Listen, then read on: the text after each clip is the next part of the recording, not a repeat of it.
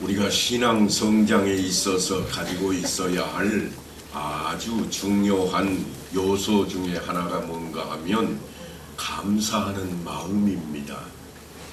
기독교 신앙은 감사하는 마음으로 이루어져 있는 그러한 신앙이기 때문에 그렇습니다. 이 마음은 기쁨과 평안을 통해서 드러나는 마음의 색깔입니다. 바울 서신을 보면 어디에서나 늘 기쁨과 감사와 평안이라고 하는 단어들이 아름답게 순화되어 있습니다.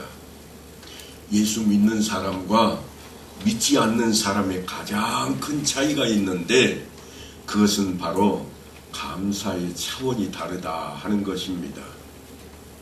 예수 믿는 사람들은 눈길에 미끄러져서 팔이 부러졌는데도 하나님 감사합니다 그럽니다. 그러면 옆에 있던 믿지 않는 사람이 이렇게 질문합니다. 넘어져서 팔 다쳐놓고 뭐가 감사하냐? 나는 말짱한데. 자기는 말짱하지만 감사가 없습니다. 하지만 예수 믿는 사람은 넘어져서 팔이 다쳤는데도 감사하다고 그럽니다. 그러면서 옆에 있던 믿지 않는 사람에게 이렇게 이야기합니다. 넘어져서 팔이 아니라 내가 허리 다쳤으면 어쩔 뻔했냐. 허리를 안 다친 게 얼마나 감사한지 너는 알기나 하느냐. 그래서 나는 늘 감사하다. 팔이 부러져서 다행이지 허리가 다쳤더라면 큰일 날 뻔하지 않았느냐. 이렇게 항변한다고 하는 것입니다. 그래서 믿지 않는 사람들이 사실은 우리 믿는 사람들을 늘 비웃습니다. 말도 안 되는 소리를 한다고 그렇게 괄시를 합니다. 쟤네는 다쳐놓고도 감사하되 이게 예수 믿는 사람들이 달고 다니는 꼬리표입니다. 그래서 믿지 않는 사람들이 우리를 늘 별나라 사람 취급을 합니다. 성경에서는 분명히 감사하라 그러고 기뻐하라 뿐만 아니라 평안을 이야기하고 있는데 이것을 설명하려고 하면 왜, 어째서, 무엇 때문에 그런가 하는 부분이 사실은 우리에게 있어서는 별로 할 말이 없습니다. 그래서 한다는 말이 뭔가 하면 당신들은 몰라도 돼. 우리만 알고 있는 거야. 그래서 예수 믿는 사람들에게 성장하는 신앙이 성숙하는 데 있어서 이것이 얼마나 중요한 근거가 되는 것이요, 얼마나 필요한 일이요, 어떻게 사용해야 되는 것인지를 따져보고자 오늘 본문을 택하고 이 말씀을 대하게 되었습니다. 예수를 믿기만 하면 구원을 받습니다. 예수 믿으세요. 예수를 믿어서 구원을 받는다 하는 이 말처럼 사실 많은 내용을 포함하고 있는 그런 어구가 없을 겁니다. 상당히 어려운 말 가운데 하나입니다. 우리는 다 구원을 받은 사람들이요. 그래서 이 자리에 나와 있는 것이 사실입니다. 그러면 이제 우리는 이런 질문을 좀 받아야 됩니다. 여러분은 예수를 믿어서 구원을 받으셨습니까? 아니면 예수님께서 여러분을 구원하신 것입니까? 둘 다 같은 말이지만 사실은 전혀 다릅니다. 우리가 늘 하는 말이 예수 믿으세요. 그러면 구원을 받습니다. 그렇게 이야기를 하니까 그 말만 딱 놓고 보면 믿으면 구원을 받는 것이요, 믿지 않으면 구원을 받지 못한다. 그러니까 우리가 뭘 해야 돼요? 믿어야 된다. 이렇게 논리적으로 이야기하자면 우리의 말의 앞뒤가 좀 맞지 않는 말을 하고 있습니다. 왜냐하면 내가 열심을 내서 구원을 받은 게 아니기 때문입니다. 은혜로 받은 것이기 때문에 그렇습니다. 내가 뭔가 자격증을 따서 구원을 얻게 된 게 아닙니다. 어떤 분이 그런 말씀을 하시더라고요. 세례 교육을 받아서 세례를 받은 것처럼 우리가 열심히 예배당에 나와서 구원을 받은 게 아닙니까? 그런데 여러분, 그러려면 예수님이 오늘도 십자가에 다시 달리셔야 됩니다. 그래야 이치가 맞습니다. 왜냐하면 예수님께서 2000년이 훨씬 넘는 그때 십자가에 못 박히셔서 죄값을 대신 다 짊어지셨다 그랬는데, 그러면 나는 이제 뒤늦게 태어났는데 내 죄는 어떡하라고, 이렇게 되어야 된다고 하는 겁니다. 그러니까 은혜로 구원을 받았다 하는 이 말씀은 내가 한 일과 전혀 아무런 상관이 없이 받은 것이라는 사실을 우리가 인정해야만 합니다. 나에게 생겨난 이 구원에 대해서 내가 한 일과 또한 원인이 아무것도 없습니다. 아무 이유도 없이, 아무 조건도 없이 우리는 구원을 얻게 되었다고 하는 것입니다. 하나님께서 예수 그리스도를 말미암아 구원하신 겁니다. 우리 민족에게 있어서 가장 친숙한 종교라고 한다면 불교를 들 수 있을 겁니다. 아니, 유교도 들어와 있습니다. 그런데 이 불교나 유교와 기독교가 전혀 다른 것이 있다면 그것은 무엇인가 하면, 불교 사상이나 유교 사상은 내가 무엇이 되는 것을 말합니다. 내가 무엇을 이루어내야 됩니다. 나를 비우고 그래서 이루었다 그럽니다. 내가 뭔가 일을 해내고 내가 그 일을 이루었다. 그래서 뭐라고 그러는가 하면 그런 거를 향해서 도라 그럽니다. 나로부터 출발해서 깊은 수행 과정을 거쳐서 어떤 완성의 자리로 가는 것입니다. 그들의 언어를 빌리자면 해탈하는 것이고 성불하는 것이고 득도하는 것입니다. 제가 지금 뭐라고 그랬는가 하면 하는 것이라 그랬습니다. 예수를 믿으면 구원을 하는가요? 구원을 받는가요? 한번 다 같이 따라해 봅시다. 구원을 받는다. 여러분 스스로 구원하지 않습니다. 한 사람도, 어떤 영혼도 스스로 구원을 해낸 영혼이 없습니다.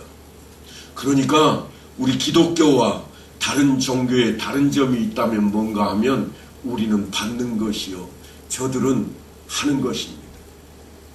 이게 전혀 다릅니다. 우리는 누가 하는가 하면 하나님께서 하는 것입니다. 나로부터 나를 쌓고 다듬어서 목적하는 단계에 도달하도록 만드는 것이 우리는 아닙니다. 우리는 내가 시작해서 완성할 수가 없기 때문에 그냥 하나님께 맡기고 하나님께서 허락하심으로 내가 받는 것입니다. 그러니까 다른 종교와 우리 기독교가 가장 다른 것이 있다면 우리는 받는 것이요, 때로는 얻는다는 표현을 쓰기도 합니다만 저들은 이루는 겁니다. 그러니까 개체가 전혀 다른 모습입니다. 나는 아무것도 내놓지 않을 뿐만 아니라 내놓을 생각조차 없는 사람이었다고 성경은 말합니다. 그것을 성경이 뭐라고 표현하는가 하면 인간은 죄인이라 그럽니다. 내놓을 게 없는 죄인, 나타낼 수 없는 죄인, 나타나면, 하나님 앞에 나타나면 소멸되어 버리고 하나님 앞에 내놓고자 하면 없어져 버릴 것이라. 그래서 그것을 죄라 그럽니다. 내 공로로 받는 게 아닙니다. 하나님께서 그럼에도 불구하고 예수 그리스도를 십자가에 죽게 하심으로 우리는 그의 피로 죄 가운데 구원을 받게 되었습니다. 우리가 스스로 이룬 게 아니라 죄인이었는데도 불구하고 하나님께서 우리를 구원하셨다. 그게 우리 기독교의 정수입니다. 그래서 그걸 뭐라고 그러는가 하면 은혜라 그럽니다. 다 같이 한번 따라합니다. 은혜라. 기독교는 은혜입니다. 내가 이루어내는 게 아닙니다. 내가 찾아내는 게 아닙니다. 이 은혜는 어떨 때 그러면 우리에게 오는가? 이게 아주 중요합니다. 내가 어떤 행동을 할 때 오는 게 아닙니다. 우리는 예수를 구세주라 그럽니다. 구세주라 하는 이 말은 뭔가 하면 내가 예수를 믿는다. 어떤 예수를 믿는가? 나를 구원하신 예수로 믿는다. 그러니까 예수를 믿는 것, 이게 뭘 의미하는가 하면 한번 따라서 하겠습니다. 예수를 인정한다. 이게 우리의 믿음입니다. 예수를 나를 구원하신 구세주로 내가 믿는다. 그걸 인정하는 것이 우리의 믿음의 자리입니다. 그래서 예수 믿으면 구원을 얻는다 하는 말이 논리적으로 그것밖에 우리가 생각할 수 없기 때문에 그렇게 표현을 하고 있는 것입니다. 내 행위를 따라서 구원이 내게 오는 것이 결코 아닙니다. 하나님께서 은혜로 선물로 값없이 주신 것입니다. 나는 아무것도 안 해도 되고,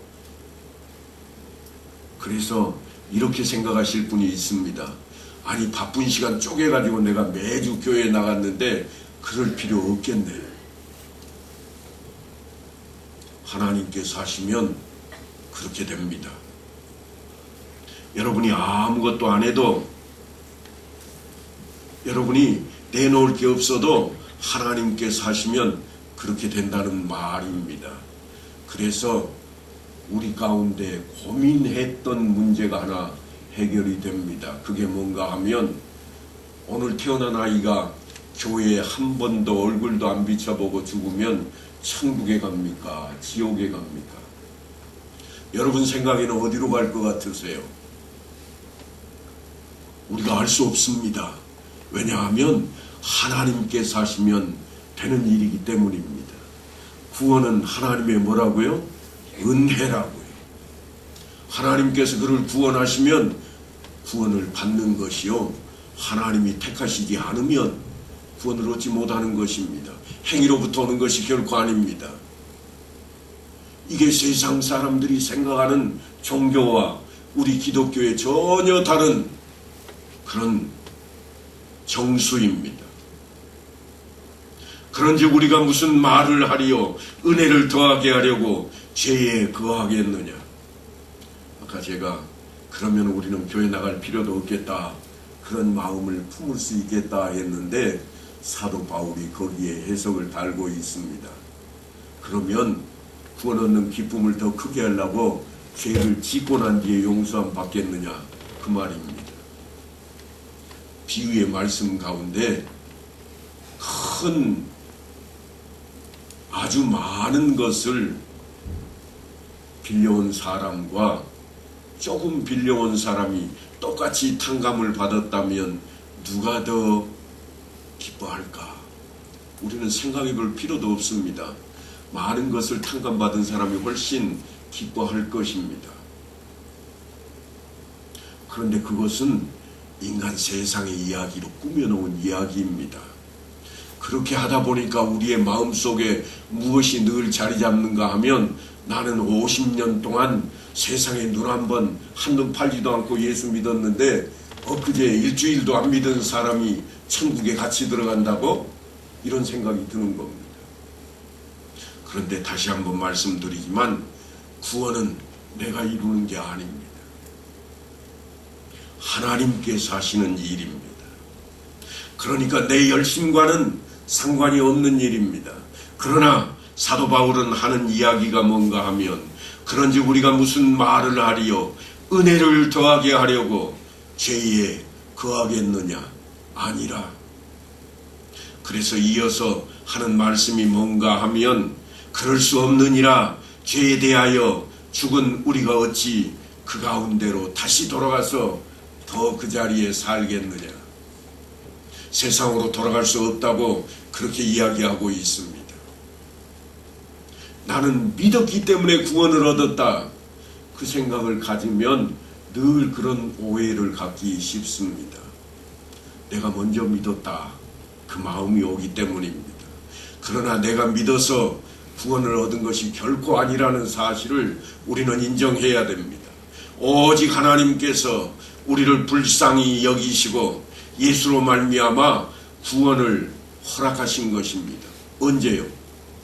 2000년도 훨씬 넘은 그 오래 전에, 우리의 세월로는 정말 엄청난 시간 이전에 이미 나를 위해 하나님께서 용서하셨다고 하는 것입니다. 잘못 생각하면 안 됩니다.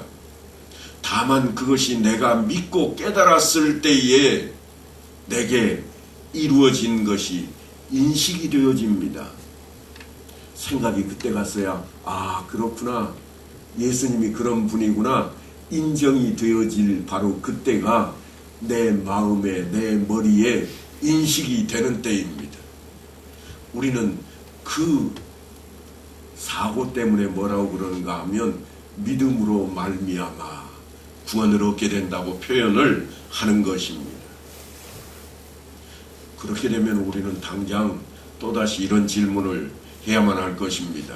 그러면 우리는 구원에 있어서 아무것도 한 것도 없고 또 할 것도 없다는 말인가? 예, 그렇습니다. 분명히 성경은 그렇다고 말씀을 합니다. 그렇다면 교회는 왜 나오는가? 은혜라고 하는 이야기가 바로 이 자리에 필요한 이유입니다.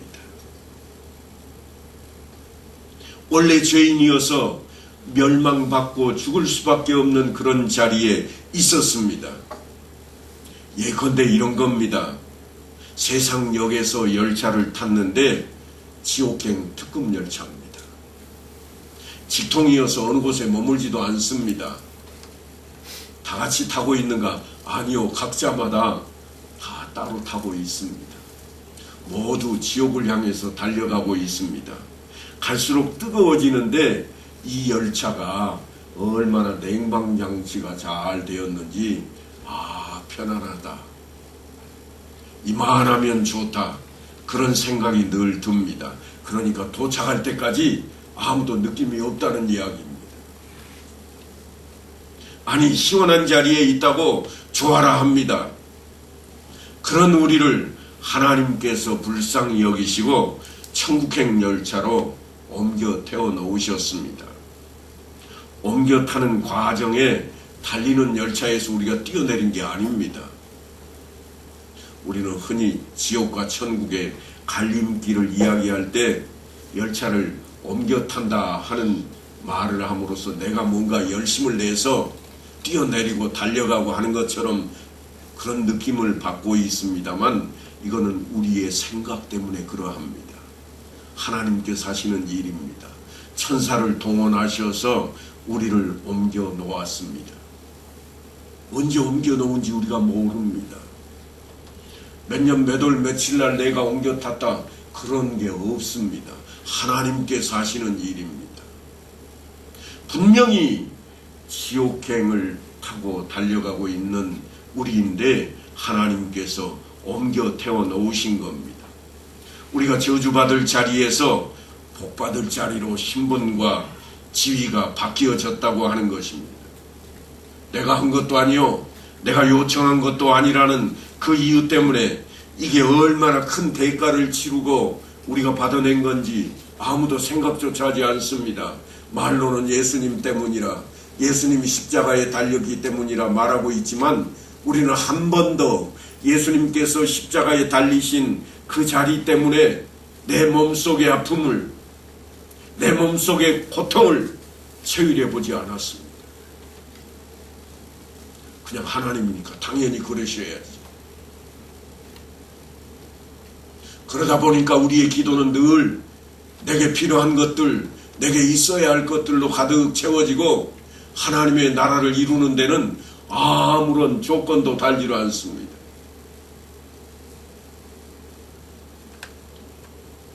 그러다 보니까 우리의 마음속에 세상 사는 동안에는 어떻게 해도 상관이 없겠다 하는 생각이 금방 들어버립니다. 그래서 사도 바울이 이어서 이런 이야기를 합니다. 그런즉 우리가 무슨 말을 하리요? 은혜를 더하게 하려고 죄에 거하겠느냐? 그럴 수 없느니라. 죄에 대하여 죽은 우리가 어찌 그 가운데 살리요? 굉장히 중요한 말씀입니다. 우리는 내가 열심을 내고 내 방법으로 된 것이 아니라 내 힘으로 온 것이 아니라는 사실 때문에 바꾸어진 신분 차이에 별로 평가를 강하게 하지 않습니다. 깊게 생각도 하지 않습니다. 은혜로 우리의 신분이 바뀌어졌다고 하는 것, 그 방법이 은혜로 했다는 것 때문에 우리에게 주어진 이 놀라운 역사를 과소평가하시면 안 됩니다. 구원을 얻지 못한 자와 구원을 얻은 자에게서 가장 큰 차이가 나는 것은 저쪽 동네는 법이 다스리는 동네입니다. 우리는 흔히 성경 속에서는 그것을 뭐라고 이야기하는가 하면 율법이 다스린다 그럽니다. 그러면 이쪽 동네는 어떤 동네인가? 은혜가 다스리는 동네입니다. 여기는 그러면 법이 없는 동네인가? 아니요. 여기에도 법이 있습니다. 여기에도 동일하게 율법이 있습니다. 저쪽에도 율법이 있고 이쪽에도 율법이 있습니다. 그런데 은혜가 다스리는 데에는 하나님께서 늘 간섭을 하십니다. 맡겨두지 않습니다. 율법이 다스리는 곳은 어떠한가? 그곳은 심판할 때까지 자유로 맡겨둡니다. 재판을 할 때까지 하고 싶은 대로 하게 합니다. 이것도 하는데 아무 걸림돌이 없습니다. 저렇게 해도 내버려 둡니다. 우리는 늘 생각합니다. 나도 좀 저렇게 자유로웠으면 대충 믿어도 되지 않겠는가? 그러는 우리를 향해 하나님께서 늘 간섭을 하십니다. 그렇게 믿으면 안 돼. 이렇게 해야지. 어떻게 하라고요? 하나님 뜻대로 말씀대로 우리가 바뀌어 살기를 원하십니다. 우리는 흔히 생각합니다. 은혜라는 말을 생각할 때 그저 선물로 받은 것이니까 받기만 하는 걸 생각합니다. 그래서 주세요. 뭘 줄고 그냥 주세요. 여러분 한번 곰곰이 생각을 해보세요. 우리 인생은 하나님의 형상을 받고 태어났습니다. 그러니까 우리 가운데 하나님의 성품이 조금씩 보이는 거예요. 여러분 손주가 이제 1살밖에 안 된 손주가 할머니 부엌에 있는 할머니를 쫓아와서 시칼라 주세요. 그러면 여러분 누가 있다 여기 있다. 그럼 줄 분이 어디 있겠어요? 주시겠어요? 달라고 한다고 절대로 안 줍니다. 안 돼. 바닥에 앉아서 울고 발바닥을 비벼도 주겠어요? 안 주겠어요? 안 준다고요. 안 줘요. 그런데 이 애가 자라가지고 20살쯤 됐으면 어떡할까요? 할머니한테 달라고도 안 합니다. 어떻게 해요? 지가 가져가요. 할머니가 뭐라고 생각을 할까요? 지가 할머니니까 가져갔겠지. 그래서 언제 결판 나요? 그거 가지고 가서 어디에 썼는지 할머니가 따지질 않습니다. 언제 끝나는가? 그 칼로 무슨 일을 하고 난 뒤에 끝납니다. 무슨 일을 하는지 결판은 언제 나는가 하면 심판대에 올라섰을 때 그쪽은 결판 나는 겁니다. 이쪽은 불쌍히 여기시고 긍휼히 여기시는 하나님께서 우리를 늘 한살배기 선주처럼 그렇게 여기시는 겁니다. 그러니까 우리는 늘 우리가 어려움을 당할 때, 고난을 당할 때 기뻐하라고 사도들이 외치는 자리가 바로 그 자리입니다. 왜 안 주세요? 나도 그 시칼 좀 주세요. 그런데 하나님이 안 돼. 너 그거 달라고 그랬어? 그리고는 저 옆에 있던 목심을 들고 너 그거 달라고 그러면 이걸로 다리몽댕이 뿌려놓는다. 위협을 가할 정도. 이게 은혜의 자리와 그렇지 않은 자리의 차이입니다. 율법이 다스리는 것과 은혜가 다스리는 것에 전혀 다른 그러한 모습입니다. 법이라고 하는 것은 그 법 테두리 안에서 지키는 사람들에게 뭘 주는가 하면 자유를 줍니다. 어찌하든 그 법으로 심판을 언제 하는가? 마지막 때에 합니다. 행하는 대로 내버려 둡니다. 틀리게 행하면 벌 주는 것이 뭔가 하면 법입니다. 그래서 세상 사람들은 하나님께서 자신들의 인생을 어떻게 살든지 내버려 두고 놔두고 인생이 끝난 후에 심판대 앞에 가서야 결과를 보게 된다고 하는 것입니다. 그런데 은혜 아래에 있다고 하는 것은 아무렇게나 무엇을 해도 좋다, 그런 이야기가 결코 아닙니다. 하나님이 의도하시는 대로 가지 않으면 언제든지 간섭하실 대상이 되어버립니다. 내가 하고 싶은 대로 놔뒀다가 그 결정과 그 한 일을 놓고 심판하는 것이 율법 아래에 있는 것이라면, 그렇게 놔뒀다가 형벌을 받게 하지 않기 위해서 간섭을 하시고 못하게 끊어내시고 우리를 말리시는 쪽이 은혜의 자리입니다. 내가 시작하고 의도하고 계획하는 방법으로 도저히 도달하지 못하는 그러한 자리입니다. 그래서 뭐라고 그러는가 하면 구원은 은혜라. 구원은 은혜입니다. 하나님 나라에 들어가는 이 길목은 내가 뭘 이루어서 그래 너 그만큼 했으면 됐어 이게 아니라 하나님께서 너는 내가 이미 택했어. 그리고 간섭을 하시는 겁니다. 나의 능력으로나 번성으로 갈 수가 없고 도달할 수 없는 자리로 그분이 도달시키기 위해서 우리가 가는 길에 늘 브레이크를 가합니다. 안 돼. 그렇게 하면 안 돼. 말씀을 봐서 생각나게 하시고 간섭하시는 겁니다. 그 일을 누가 하는가? 성령 하나님께서 하시는 겁니다. 그래서 성령을 구하라. 늘 성경이 우리에게 말씀하는 겁니다. 예수를 믿는 사람들 가운데에는 좋아서 믿었다기보다는 브레이크 걸리고 얻어 터지고 믿은 사람이 훨씬 많습니다. 우리 중에 선한 의도와 좋은 본성을 가지고 이 자리에 나온 분이 얼마나 있을까요? 나는 너무 착해서, 나는 심성이 너무 좋아서 이 자리에 나왔어. 한번 따져보십시오. 나는 내가 가장 잘 압니다. 내 속에 얼마나 불편한 마음이 있는지, 남을 싫어하고 남을 배려하지 못할 마음이 있는지 그 정도는 괜찮아. 왜냐하면 내가 더 중요하니까. 남이 하면 안 돼, 그렇게 하면 안 돼, 동일한 조건이지만 우리가 하면 괜찮아. 그 정도는. 정치권에서는 그걸 뭐라고 그러는가 하면 내로남불이라 그럽니다. 우리가 그걸 합니다. 예수를 믿는데도 불구하고 그렇게 합니다. 하나님께서는, 아니 하나님이 아닌 사람을 대표하는 사도 바울은 우리에게 뭐라고 그러는가 하면 항상 기뻐하라. 그 다음 뭐죠? 쉬지 말고 기도하라. 큰 소리 한번 따라합니다. 쉬지 말고 기도하라. 쉬지 말고 기도하라. 그래서 그렇게 사세요? 가슴에 손을 한번 얹고 생각을 해보세요. 나는 쉴 틈도 없이 기도하며 산다. 나는 언제든지 하나님 찾는다.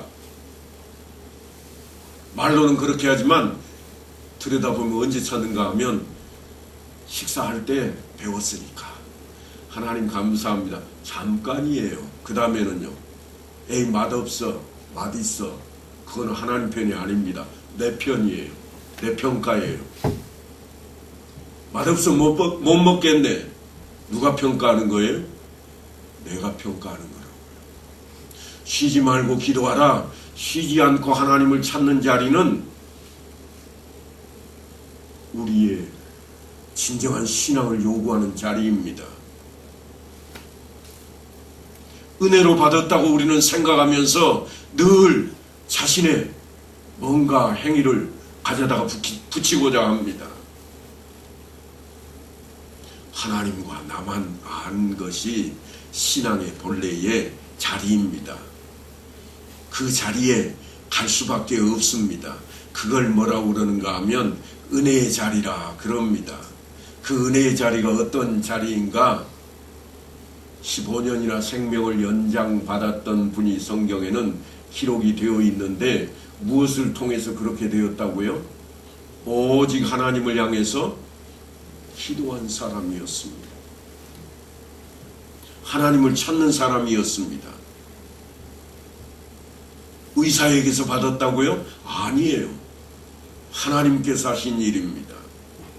내 사는 꼬라지가 왜 이 모양 이 꼴일꼬? 그래서 하나님께 맡겨보신 적이 있습니까? 형편이 어려울 때만 하나님 제발 하고 나서다가 조금 살만하면 그때부터는 하나님 안 찾습니다. 내가 할만하니까 적당한 믿음으로 바꿔버립니다.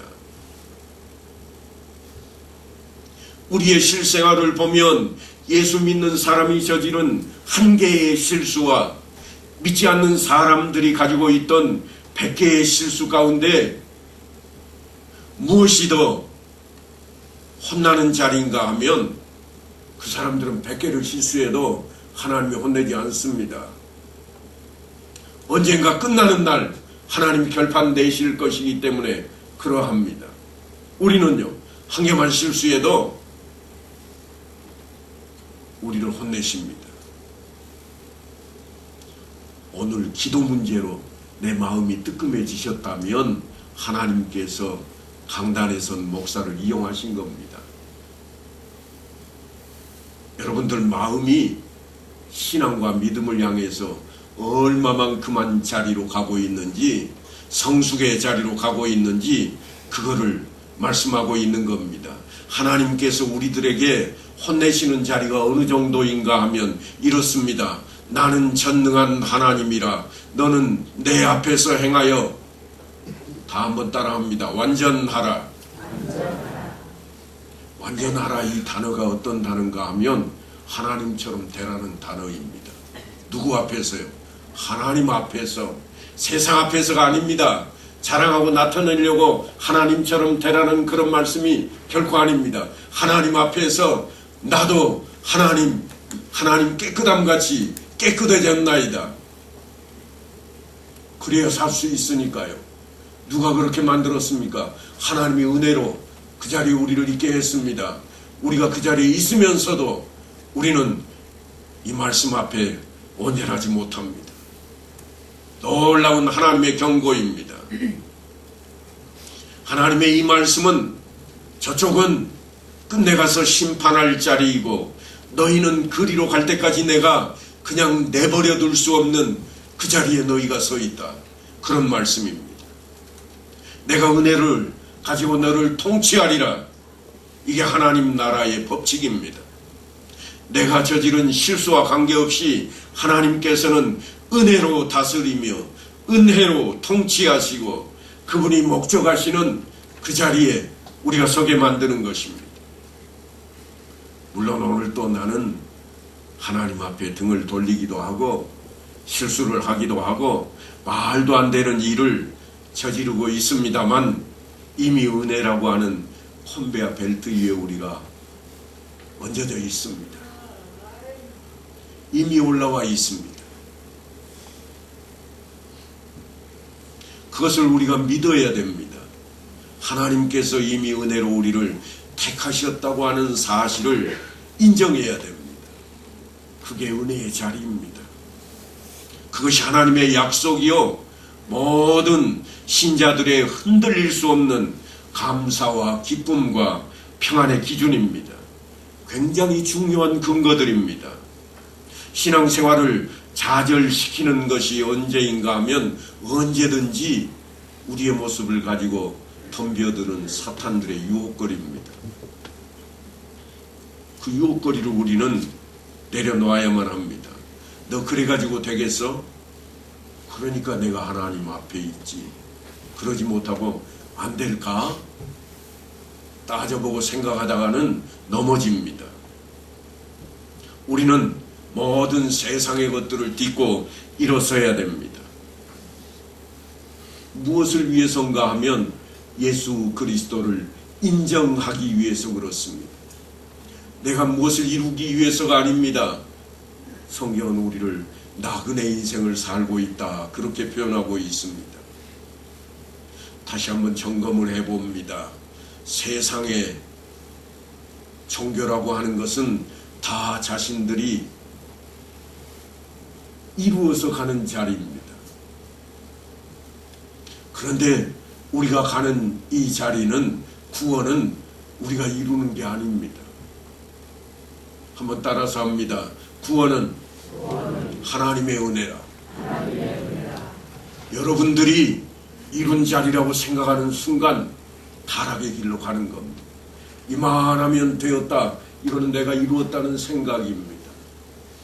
하나님의 은혜가 없이, 하나님의 긍휼하심이 없이는 우리가 결코 갈 수 없는 그 자리를 기억하고 우리의 신앙 성숙을 위해 오늘 또 다분히 열심을 다하는 성도들 되시기를 간절히 축원합니다.